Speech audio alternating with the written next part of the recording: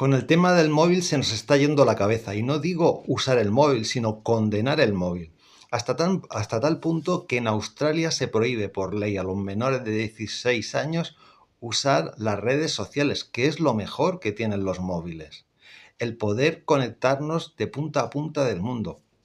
Y sobre todo y fundamental, el poder interactuar, relacionarnos, comentar, opinar a través de las redes sociales va creando personas sanas, va creando personas críticas, va creando personas informadas. Porque si limitamos a los jóvenes a que se nutran pasivamente de una televisión, de una radio, de un libro, estamos creando borregos. Y en las redes sociales, con la capacidad de criticar, de interactuar, de relacionarse, ahí se crea a personas críticas que elaboran su juicio y se vuelven personas maduras. Pero es que resulta que desde todos los ámbitos, una y otra vez se nos va diciendo lo adictivo del móvil, lo perjudicial del móvil.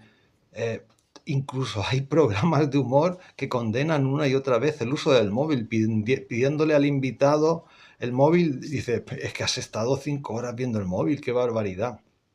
¿Qué es mejor, estar 12 horas escuchando la radio o viendo la televisión 6 o 7 horas?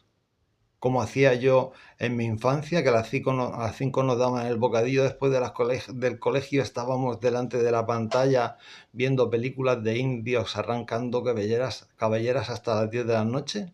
¿Eso es mejor?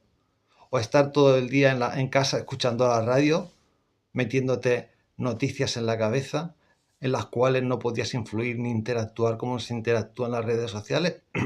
O leer. Ahora parece que la lectura es maravillosa, hay que leer. Vamos a ver, hay un libro que se llama Las penas del joven Werther, ¿vale? Pongo pero puedo hablar de muchos otros libros. Este libro creó una pandemia en Occidente. Una pandemia. Pero una pandemia, aquí lo tenéis, no puedo decir la palabra porque las redes sociales afortunadamente tienen cortafuegos y eliminan estas noticias, ¿no? ¿Veis la pandemia? Ahí lo dice. Arte, el efecto Werther o la extraña pandemia de... Tuvieron que prohibir el libro en varios países por esta pandemia. Porque la gente emigraba a otro mundo. A base de leer y leer. Pero es que las lecturas que intentamos meterle a nuestros jóvenes en el instituto, leyendo, por ejemplo, a Adam Smith, a Carlos Marx, a Nietzsche, o las interpretaciones que se hace de ellos, es mucho peor. ¿De dónde viene el capitalismo, el comunismo y el fascismo? Pues el capitalismo de Adam Smith, el comunismo de Carlos Marx y el fascismo de Nietzsche. Algunos dirán, no, es que son interpretaciones, tal. Claro, son esas interpretaciones que hicieron algunos de esos, y otros interpretan a otras cosas. Pero que el comunismo surge de Carlos Marx es una interpretación sí o sí, y China, cuando cumple años Marx o centenario de su muerte o 50 años de su muerte, lo que sea, se celebra. Y Nietzsche era el libro de cabecera de Mussolini, que fue el escritor de otro libro que se llama La doctrina del fascismo. Y Hitler aprendió de Mussolini. Leamos un poco. No fue Mussolini quien aprendió de Hitler. Fue Hitler el que se quedó embelesado con la filosofía de Mussolini. Y eran adictos a leer a Nietzsche. Hasta tal punto de que Hitler estuvo en el funeral de la hermana de Hitler. Eran uña y carne, la hermana de Hitler, la hermana de Nietzsche y Hitler. La doctrina del hombre fuerte de Nietzsche, el superhombre.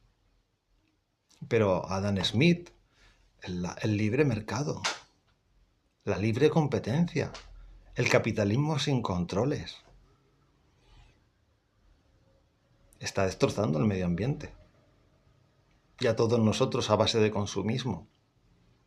Ahí no había internet, no había móviles. O sea, el mundo que ahora mismo estamos cada vez destruyendo más, no se está destruyendo por los móviles ni por la relación que tenemos entre nosotros, ni por las redes sociales. No.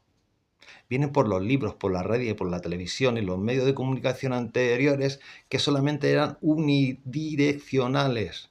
O sea, nos meten cosas en el cerebro y a nosotros no se nos deja pensar. Ahora con las redes sociales, con el móvil, los jóvenes pueden interactuar, pueden criticar, pueden posicionar a gente que jamás tendría cabida en una radio o en una televisión. Y eso es importante. Así que, Australia, por favor, quiten esa prohibición absurda de las redes sociales entre los jóvenes. Las redes sociales es la única esperanza que tiene nuestra humanidad de que se vaya haciendo lo que la humanidad quiere.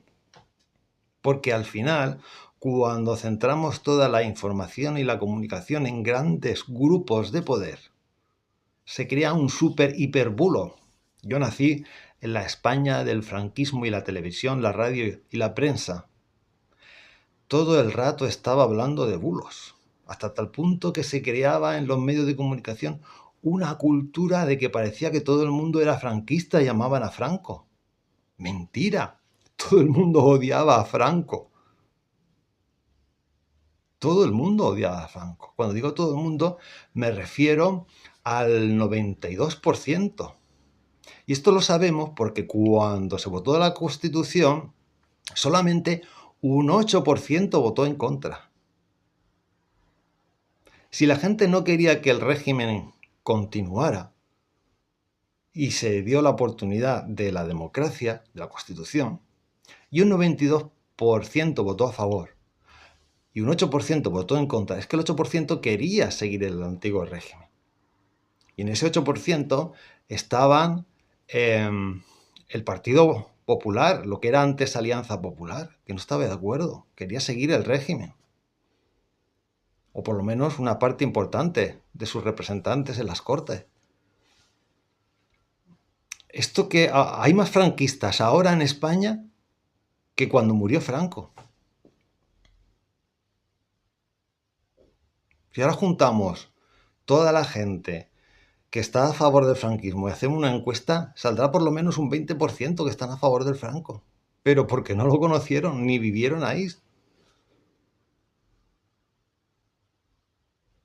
Así que, por favor, dejemos de condenar las redes sociales.